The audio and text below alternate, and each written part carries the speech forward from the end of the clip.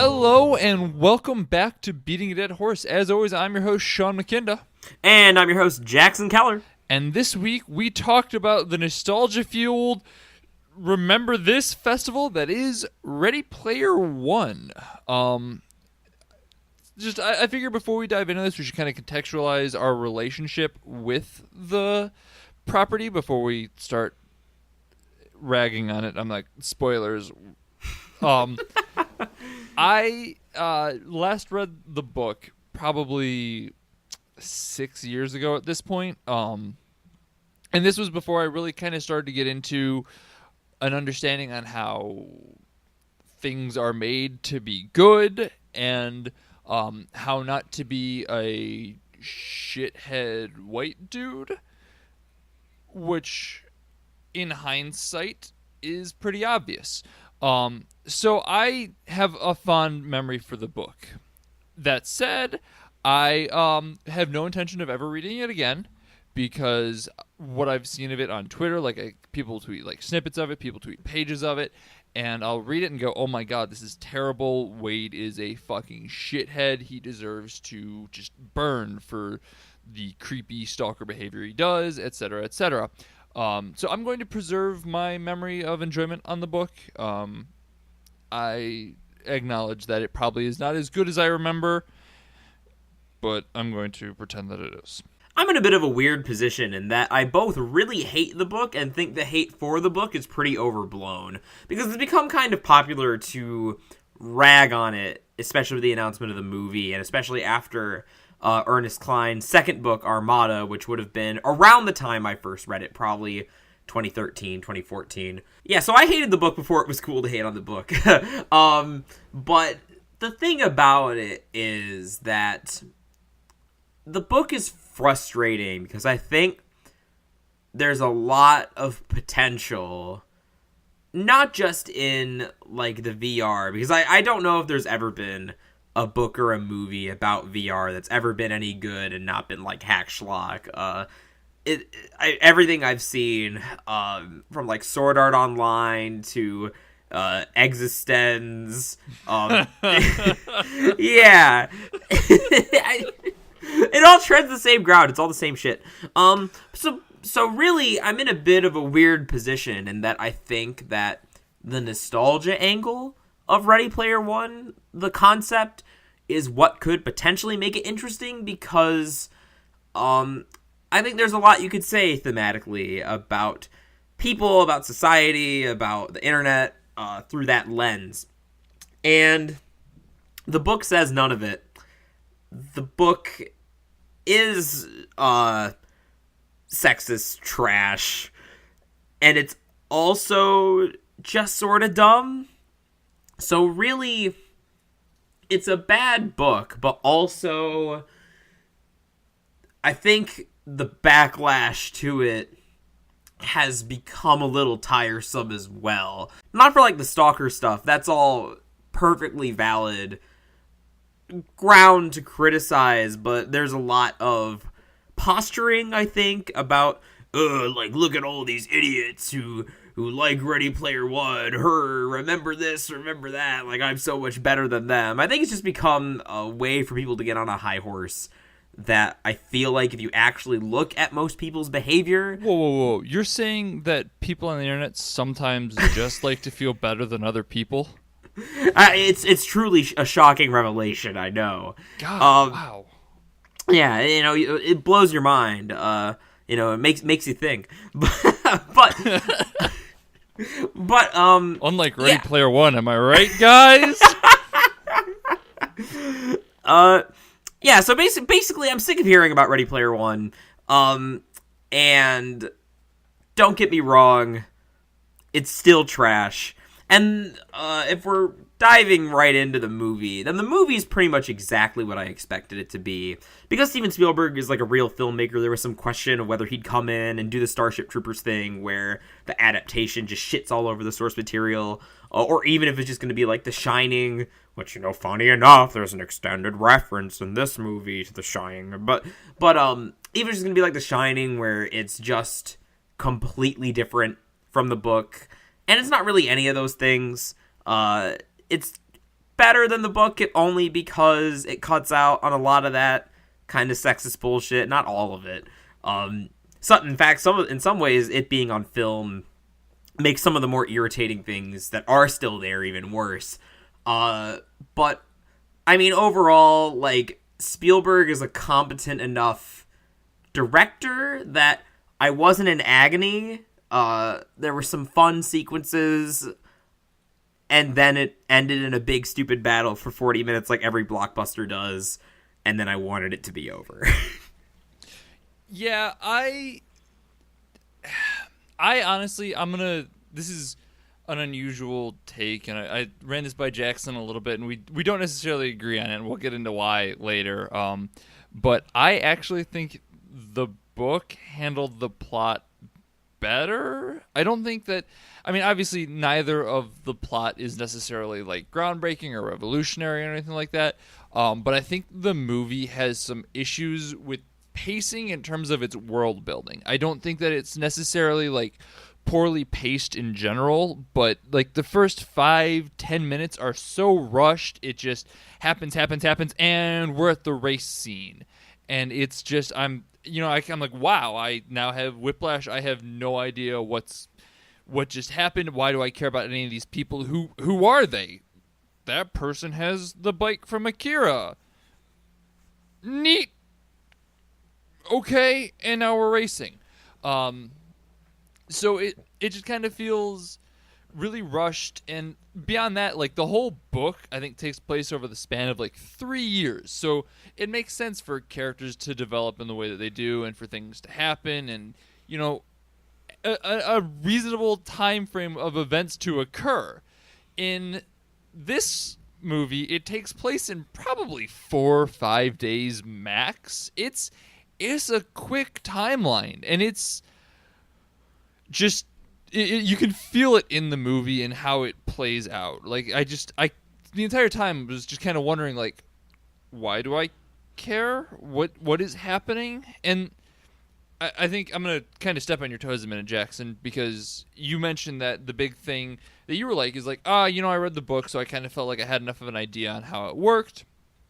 I feel like I read the book long enough ago that I had both just enough of an idea on how everything was supposed to go and forgot just enough about it that it just felt really weird to me.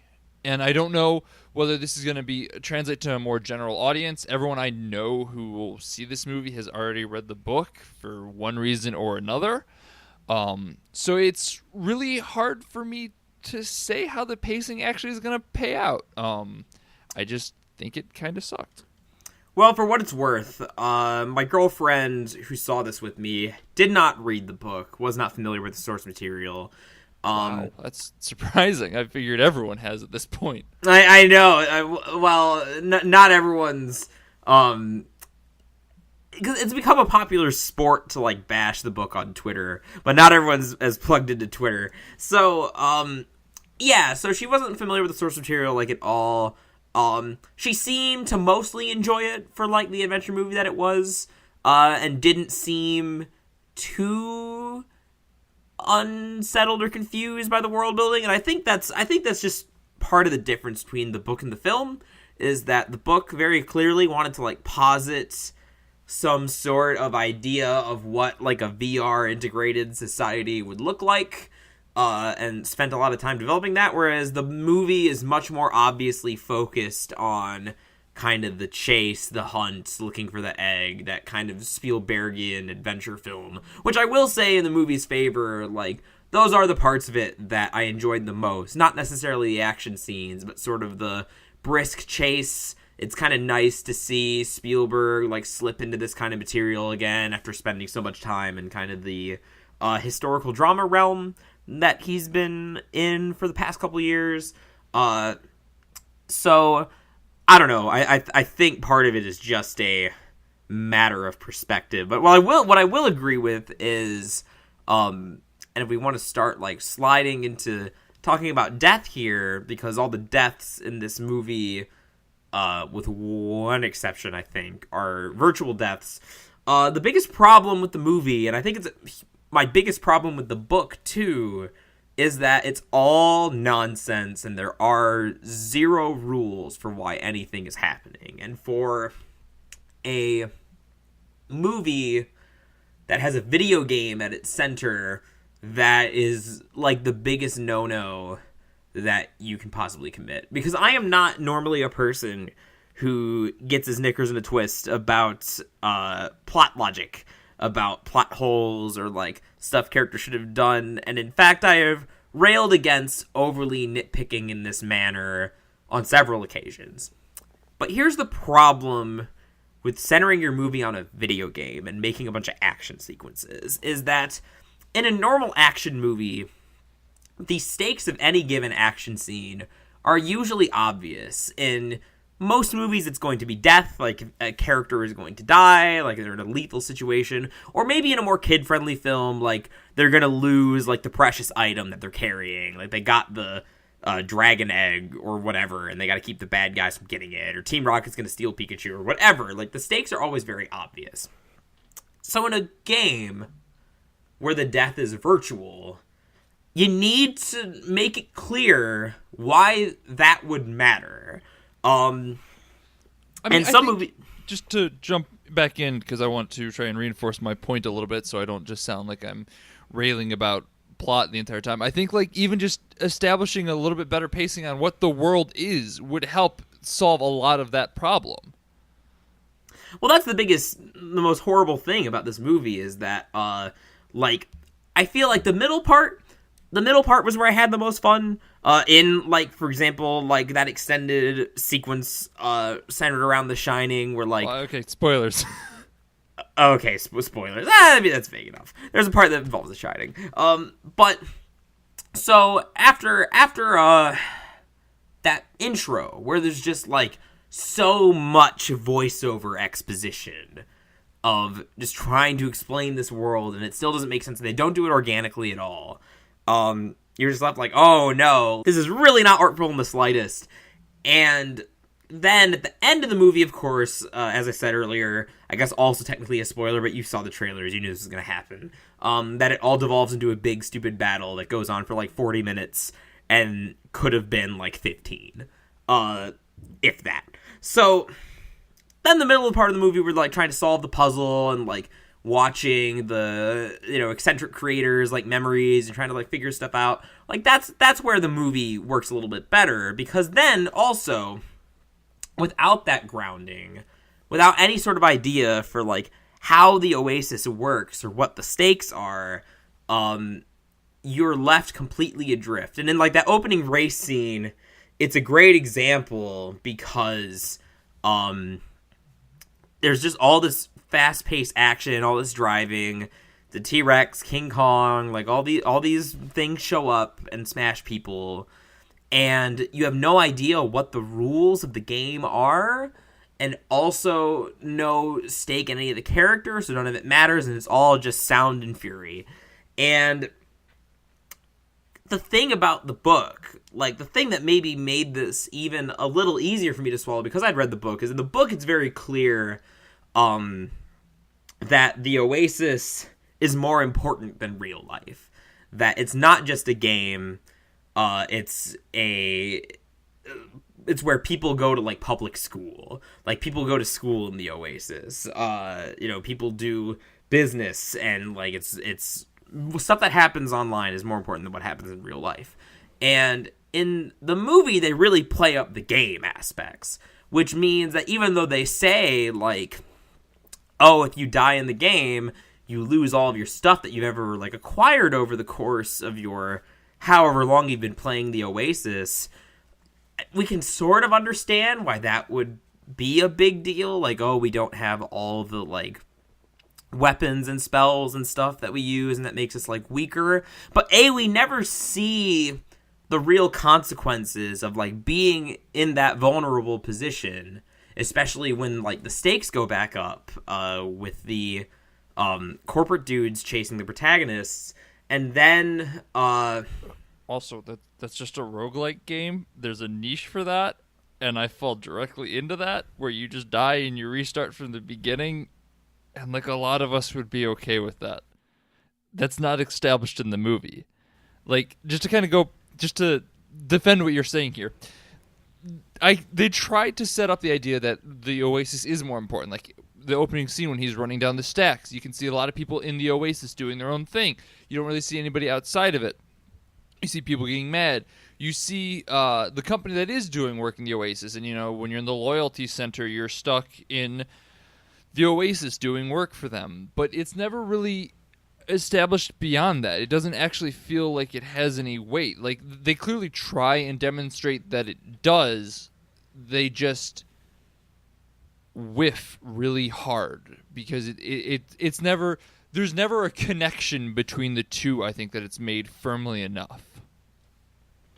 Yeah, and also this is where the nostalgia stuff maybe like rubs up against it a little bit. So like, because the rules of the game are not at all established, and like we get the sense that in order to get like the powerful stuff, like the big stupid bomb that like wipes out a whole planet, I thought, like, I had misheard and thought that the bomb wiped out the entirety of the Oasis, like killed every player in the Oasis, and but that's my fault for mishearing, and I thought that was like the stupidest plot point ever. Why would you ever put an item like that in the game?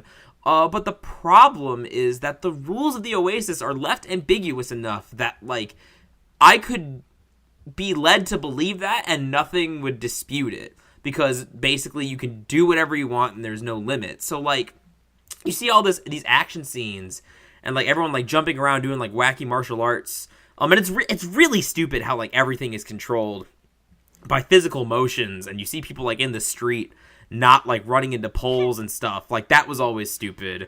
Fuck, when the trailer dropped and they had the people running as the Halo Spartans through the street and it just rolled through Twitter. God, that was so fucking good. It looked insane. I'd always just assumed, and I mean, and to be fair, like, there are some like fun, like, funny things that happen with, like, that dichotomy, but the fact that, like, it creates such a big question for, like, how does anybody in society function, or, like, how are they all not, like, getting hit by cars, it makes a big question. Or here's another one that, my girlfriend kept saying that they never established, is during a big action scene, why didn't they just take the helmet off? And, this isn't, like, Sword Art Online, where if you take the helmet off, you die, in real life. It just logs you out of the game. So why does nobody ever do it? They do it a couple times. And that's the sort of thing that, like, normally I'd be willing to, like, gloss over. Like, you need to have it for the plot of the movie, whatever. Could even do that in, like, a line of dialogue. But the fact is, because there are no rules, like, you're just left sort of to sit there and try and figure it out. Like, what can I do? Like, okay, I can make the Iron Giant, and he's a really big bad robot, and I can, like, summon Mechagodzilla. Like, what is stopping me from just making my avatar, like, Superman, and, like, being the most powerful character? I mean, you could say, like, oh, obviously you need to, like, power up your character in order to do something like that. But is it obvious? Because the movie doesn't make it obvious. The movie just lets whatever it wants happen. The guy just finished grinding the first area of Kingdom Hearts 1 to hit level 99 before he leaves the tutorial area. Someone's going to do that in game. Like, I think here's a weird, just kind of conceptual disconnect with the movie, just to kind of jump off for a second. With the idea on how it understands people play video games. It essentially treats everyone who plays video games in the exact same manner. Like, oh, you just play the game as it's presented in front of you. You never do anything different. You never deviate from the norm. You don't spend a 2-hour stream trying to see if you can break an early access game like I did. You only play what's in front of you. You don't see what's different. And that's fundamentally false about a large portion of the gaming populace. So it's kind of, it just makes a bunch of assumptions based around that. Like, no one will have superpowers because no one would grind for hundreds of hours in a place where they can't get killed, because that's stupid. And yet we have a friend who grinded for hundreds of hours in an online RPG because he wanted a digital item, and he got a digital item, which is what people would do. Like, that's just how things work. So it's it just boggles the mind that the movie assumes that you wouldn't try something different. I mean, I got Red Letter Media fresh on the brain because I watched their Half in the Bag on this yesterday. But, Rich Evans made a great point in that the solution to this puzzle that has apparently gone unsolved for 5 years in the race was just to go backwards, when that's like the first thing you try at a racing game. Oh yeah, especially if you've been doing it for 5 years. You race once or twice normally, and then someone goes, "Let's see what happens if you do this." It might break something. See what it does. Yeah, and so like, just there's no tension in that race. There's no excitement. It never, like, that would have been a good opportunity to establish some rules. But the problem is that the whole core idea of the movie is like anti-rules. Like, if you want to be, you can be whatever you want in the Oasis. Like, you're not limited. But obviously there are limits because there's like coin limits and stuff. So those ideas just like aren't compatible, and we never see someone like not have enough coins to get something or not be able to do something. Like, we just see all these characters from other like games and movies and stuff with like their actual power sets and all this crap. And it's just junk. It's just junk. Yeah, it's all nonsense, and like, as we said, a lot of people like dunking on this movie for just being nonsense and just being trite and whatnot. And there's something to be. If you like the movie, more power to you. If you enjoyed the book for just being mindless pulp, don't let us take that away from you. Like, it's fine. If you like the book, acknowledge the fact that Wade is a shithead. I do make that a requirement, because Wade is a shithead and no one should seek to emulate him. We should seek to emulate him. Well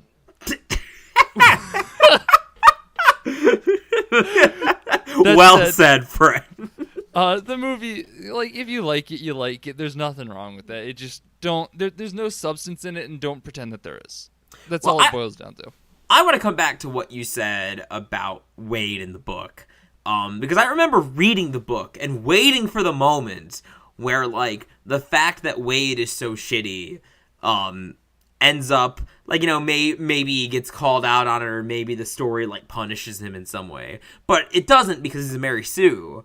But that's the thing, is that the book especially, and, by extension the movie, do this, where they'll introduce some sort of idea that's interesting, or maybe complicates things, or just isn't, or maybe seems like it's going to have something to say, some sort of like thematic resonance, and then it does not. It's just all on the surface. Like, we're not supposed to be condemning Wade and Book Wade for his like stalking and like creepy behavior.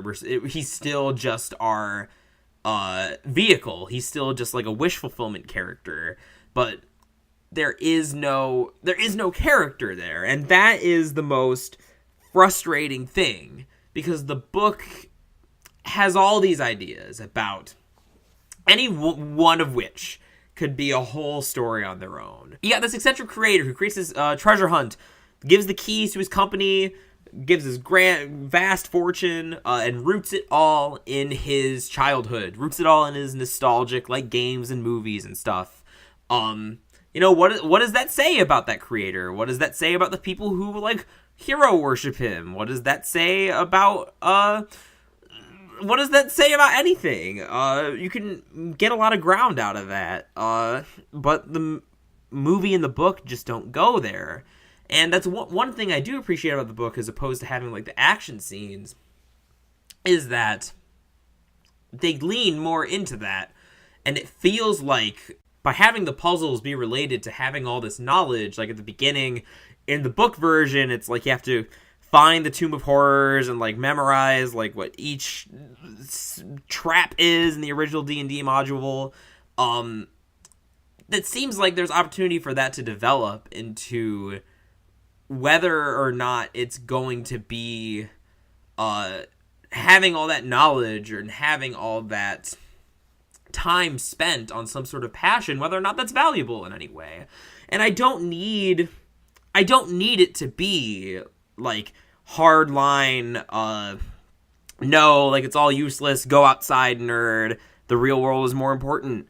Because honestly, I think that's kind of bullshit. I think that the internet is real, and the internet and the stuff that we grew up with has a profound impact on us as human beings. And you can argue that that's bad, and maybe you have a point, but you still have to like wrestle with the fact that like that's how people are.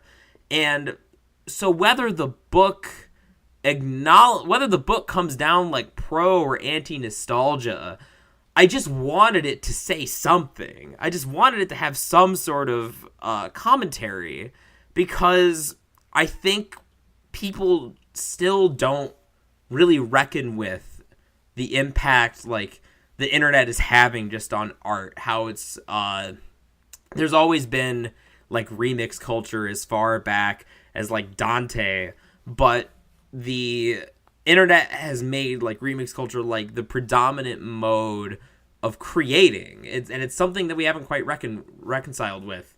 And the fact that we have all this stuff, even just as far as like individual characterization, like even if you don't have a grand thesis, you just want to make it a fun adventure that pays homage to like the 80s, pays homage to like pop culture references, whatever, you can still make choices, make references that say something about your characters and their personalities. So, for example, to use another sort of nostalgia crossover thing that doesn't get as much criticism as Ready Player One does, Smash Bros. Super Smash Bros. It's basically the same thing. A bunch of old video game characters, you put them together. There's no deeper meaning to it. It's just the thrill of, oh, look, isn't it cool that we dug up Ness, like, from this obscure, like, Super Nintendo game. I mean, it's not obscure anymore, but it still would have been pretty obscure at the time of Smash 64. But, so with Smash Bros., usually people have a certain playstyle. They'll get it in characters. And take someone, like I play Yoshi when I play Smash Bros. Well, why do I play Yoshi? There are a lot of possible reasons for that. Could be just that I've got like a special attachment to the character. Could be that I enjoy his playstyle. I think he's like goofy. Could be for like a competitive reason that either I perceive Yoshi as being like the top tier, or I know that other players find Yoshi annoying, that people don't like fighting against him, and I play as Yoshi because I want to antagonize people. You take a single decision like that, like what character somebody plays, and you can actually like mine a lot of ground from that as far as characterization.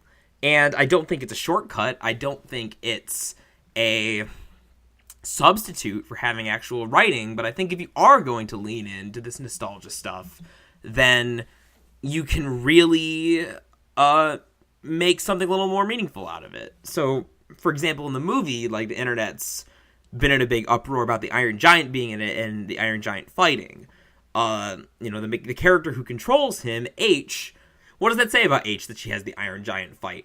Does she acknowledge kind of the dissonance in taking this pacifist character and making him kind of the ultimate weapon to give her an edge in battle? Does she only engage with like what she enjoys on like a surface level, and that's why like she's just sort of missing the irony entirely?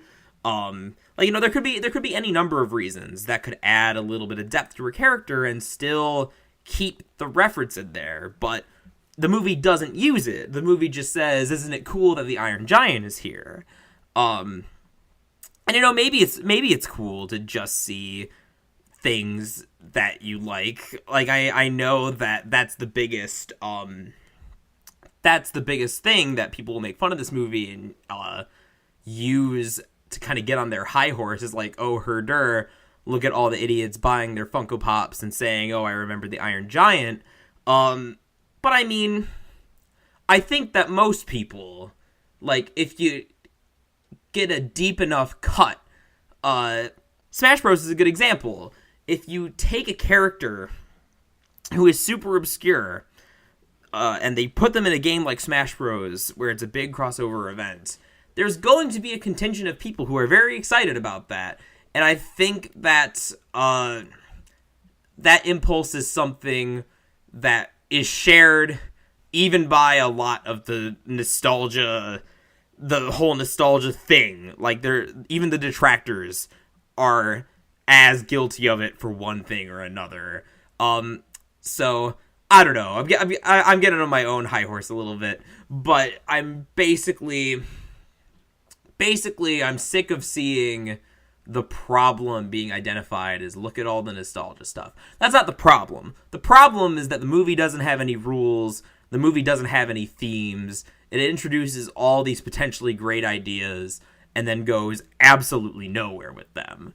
That's the problem. The problem isn't that, like, Tracer shows up. The problem is that the writer didn't know what he was fucking doing. Yeah, I mean, beyond that, the problem is that Tracer shows up and has no meaning whatsoever. Like, this is basically what you were saying. I do want to echo it because it is really frustrating for things just to be there. And that's what all of this ends up being. Like, it is cool to see, like, a neat little thing in the background that you kind of go, oh, hey, that's there. Like, I'm 90% sure that, when I was watching Pacific Rim Uprising, that I saw a little Gundam statue in the background. I'm like, oh, that's kind of a cool little homage. I saw that. I recognized that. Yay me.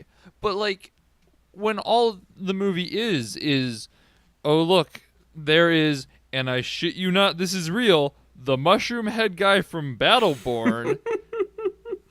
Who cares? It doesn't mean anything. There's no purpose behind it. He's just there.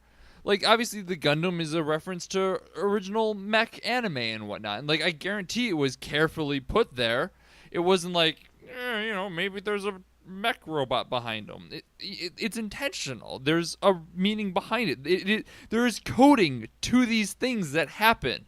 And even when it's not, even like when you're watching a movie and just kind of people throw something in there because they're there.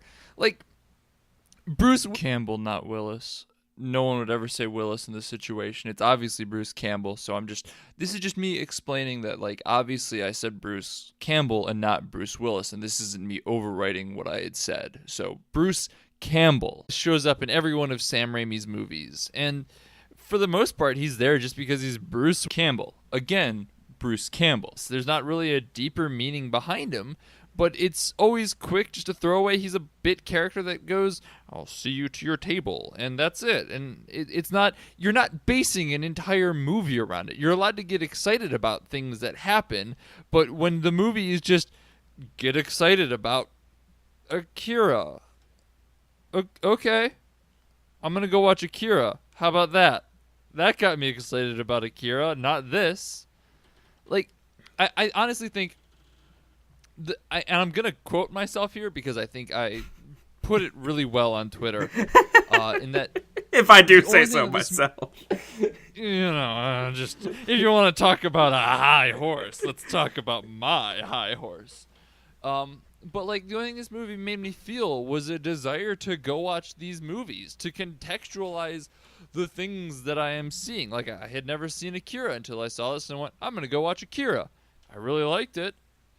Didn't add anything to Ready Player One. I was kind of actually mad that they had the bike from Akira in it because it makes no sense. Like, the bike is just a bike in the movie. It doesn't really symbolize much. I mean, I guess if you want to read it, we're not talking about Akira. All right. See, but that's the thing, is that I think with the references, and this is why I think the movie works better than the book, because in the book you have to dedicate lots of terribly written pages, or you don't have to, but the writer did dedicate lots of terribly written pages that are just like a Wikipedia article of listing off like every John Hughes movie or whatever. And here you just have the thing in front of you for a second, and it's less obnoxious until they start doing it in the dialogue anyway. But the thing is, like, in a situation like the Oasis, where, like, people can, like, mod and customize things, like, they will do that.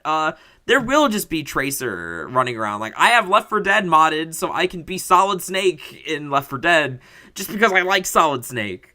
And so I think if you can make the argument that it would just be realistic to have these things as just like background dressing, and I think that's fine. I don't think every single reference needs to have some sort of meaning, but I think the fact that none of them have any meaning is where things start to go off the rails. And I guess, yeah, like, give Kaneda's bike to Artemis and just, have it represent her change and growth over time, like it does in the movie. Give, the robot, give the Iron Giant to H and have her not fight. Just have her representatively, do something with it that understands what the movie it comes from is based off of and can have deeper meaning for the characters. Like, I'm not opposed. You're right. I'm not opposed to background things. That's what I was saying with Bruce Campbell. Like, he is in just Sam Raimi movies to be in Sam Raimi movies, but he's background in all honesty pointless. If they suddenly had Spider-Man wearing a Wolverine outfit for 3/4 of the movie and still just being Spider-Man, it wouldn't make any fucking sense. It has no purpose. And I think this is where I tend to, like, split with the whole conversation, because I do agree that just having all these references is pointless and not at all good filmmaking. Like, it's just trash. But where I think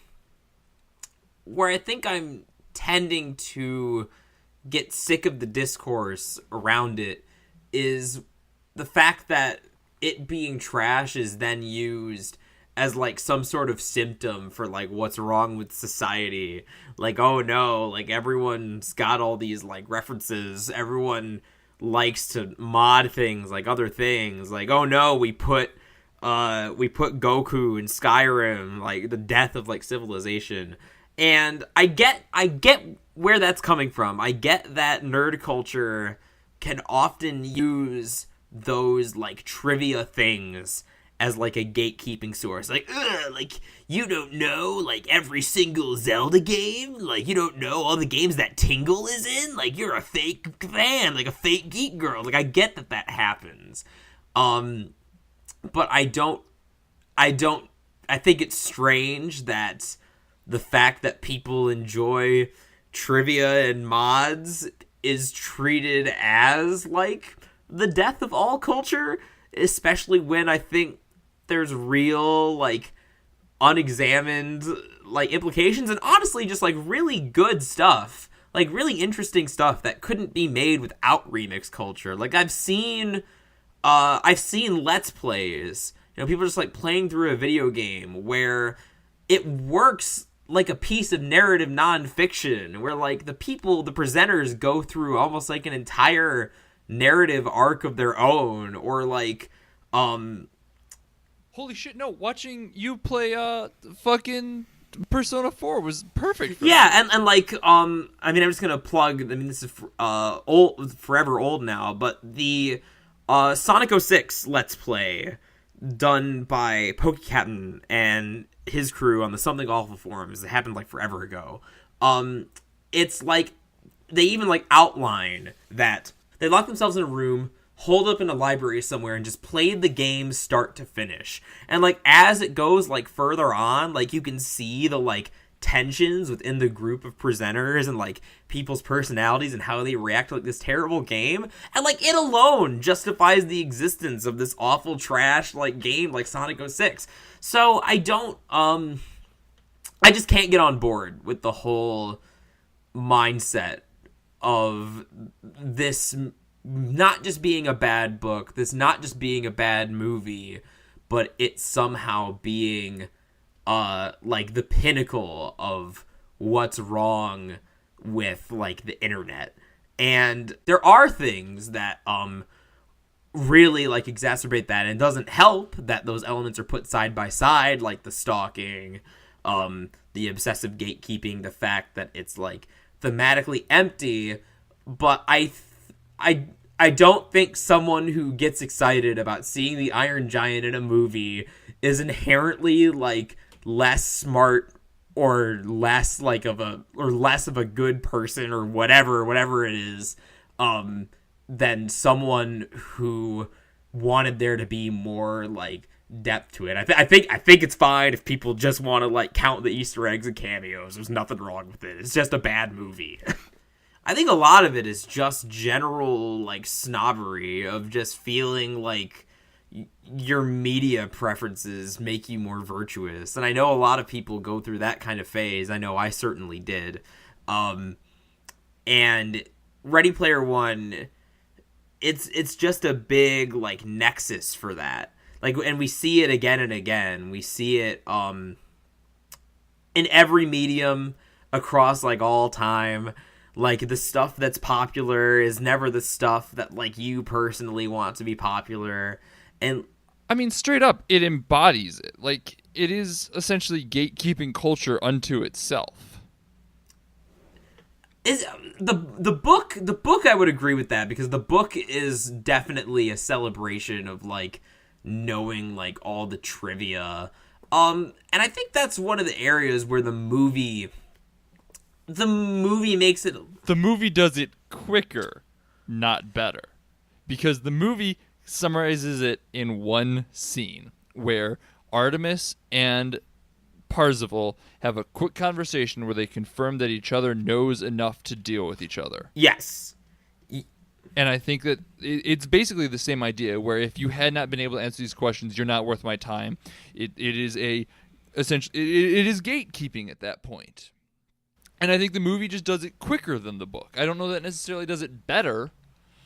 Here's the difference, is that the movie, aside from that and like a few lines in the Shining scene, well, no, that's not true, because then there's the conversation he has with the corporate guy where he like tests him and he has to be like told through the ear, and that's like the signifier that he's lame. So that's definitely all still in there. I think in the book it's repeated a little bit more. It's on like every single page, just the fact that like he rattles everything off, and like his description is like, like I dedicate my entire life to Hallidayology, and it's you know, I'm the most virtuous boy in the world. I'm Wade Watts, you know, I'm like a superhero. Well, yeah, I mean, for sure, but I don't think that necessarily just because the movie has it less makes it any better for it. I mean, in the movie, you literally make the villain the guy who doesn't understand it. It is that is the perfect demonstration of why gatekeeping culture is so awful, because you are essentially saying that if you don't understand it, you are the villain. But the other thing that the movie does by having all this stuff as just sort of like, by having people's avatars as just sort of like visual background, like aesthetically, like that's not the dominant mode. Aesthetically, it feels like when someone just is running around with their avatar, or maybe even has some sort of like weird, unique avatar, it's less about the gatekeeping and the main quest too. The other thing it does by getting rid of like the specific puzzles overall and making it more about Halliday's life is it also sort of gets reduces that element. I think that with that, does it though? Because like it just introduces a different type of gatekeeping. Yes, but that's not reducing then. That's just changing. Well, no, because at least with Halliday's life, when you're looking at it, like it's specifically framed in the movie as Halliday trying to impart some sort of moral lesson that like he regrets, and like some sort of thing in his actual life. And I mean that's the whole thesis of the movie version, is that like it tries to say like the real life is more important thing in the most like offhand like way. Understand that I'm not saying that the movie is excellent here. It's still a pretty bad movie, just merely I think better than the book, and has more and has a little less bullshit going on. Because like that's the whole thing with like the last battle scene, is that that's sort of our moment of character arc, character redemption, is like everyone coming together in like the big raid and like everyone's avatars from like all over like coming together. Like that's sort of the dominant image as opposed to the we have to go step by step through Tomb of Horrors or whatever. So yes, it's definitely there. It's definitely an important element, but also I think that the characters it's supposed to represent some sort of character development that like they kind of bicker like this and end up coming to understand each other better. The problem is that every character is so fucking paper thin that like it doesn't end up mattering. I don't even know why I'm doing this. It was bad. The writing was terrible in both of them. Yeah, I mean that's fair. I don't know. I think it's there. I was gonna say I think it's worth debating the merits between the two, but I don't think it is. I think that everything has merit to the social constructs around it, but I don't know that there is a lot of merit around Ready Player One. Like it's just so hollow and empty that there's not a whole lot to even get out of it. Like, as I said, the most I can really say is that Wade's a shithead in the book. Right, but I guess what I'm trying to say about Ready Player One is that like both the book and the movie, and why I keep rolling my eyes at like it's the death of civilization, it's the worst thing about everything, is that really especially again with sort of the filed down like kind of whitewashed movie version, it has no more merit than something like Smash Bros. Like, what is like, most people who have a problem with Ready Player One have no problem with Smash Bros. I'm sure there's a contingent of people who have a problem with Smash Bros, but that is not the majority. But really, if you look at what you're getting out of Smash Bros, it's not anything more in terms of the content. It's just like a crossover reference. Oh, isn't it cool that you can get Articuno in a Pokeball? That's all it is on like the content. But I think that something can be shallow, and still have like some sort of value to the individual person watching it. Like, I think Ready Player One is bad, especially the book. I think the book is really bad. But I think to say, it's just a real pet peeve of mine to say that like someone who likes the book is therefore like a moron and a bad person. No, yeah, that's not what I'm arguing though. That was not the purpose of my sentence. Oh, I know. I don't know. Got a lot of conflicting feelings on this one. Just a lot of back and forth, being devil's advocate to myself, and that sort of thing. I don't know. My mind is a mess. Ready Player One is a mess. Maybe it's appropriate. So basically what we're saying is, much like every other one of our episodes, this one it's symbolically a mess. So like that is our running motif, is that if something seems like it's a mess, it's totally intentional, and we are just brilliant next level like meta narrative stuff going on here. So just keep that in mind. We're entirely intentional and just very, very smart people. So Reddit.com/r I am very smart. All right. Well, we're going to wrap it here then. As always, I've been Sean McKinda. You can find me on Twitter at Sean_McKinda. I'm also have a website, isortof.com. Check it out. You can find everything I do there, my Twitch page, my writing, all that good stuff. I am Jackson Keller. You can find me at Jackson J. Keller on Twitter. If you listen to me talk about Ready Player One, whether you loved it or hated it, I probably made you mad this time. So you can at me and tell me that I'm wrong for one reason or another. Good luck. If you enjoyed the podcast, you can find us on Twitter at BADH_cast. We usually just kind of tweet out little updates and whatnot. Please do not tweet at us if you are mad about this episode. All tweets go directly to Jackson. All to him. Bring me your hate. I will shoulder that burden like Atlas. Other than that, we would, as always, like to thank Lords of the Highway for the use of our theme song. It is Suicide Alternate Take off the album High Octane Low Expectations. Go check them out. They're fantastic, and they're really cool dudes. Other than that, next week we will be discussing A Quiet Place, the new horror movie with John Krasinski, and one that I've been very much looking forward to. Was really excited when the first little bit of trailers came out and the whole thing was dead silent. And I thought that was really cool, and I thought it could be really clever and atmospheric. I'm a little worried, the more trailers I've seen for it, that it's not going to be as clever as I'm hoping it will be. But I don't think we've really talked about a true horror movie other than like Alien on this podcast, so it could be interesting. Yeah, I was thinking that we should do more horror here, so tune in for that. Bye.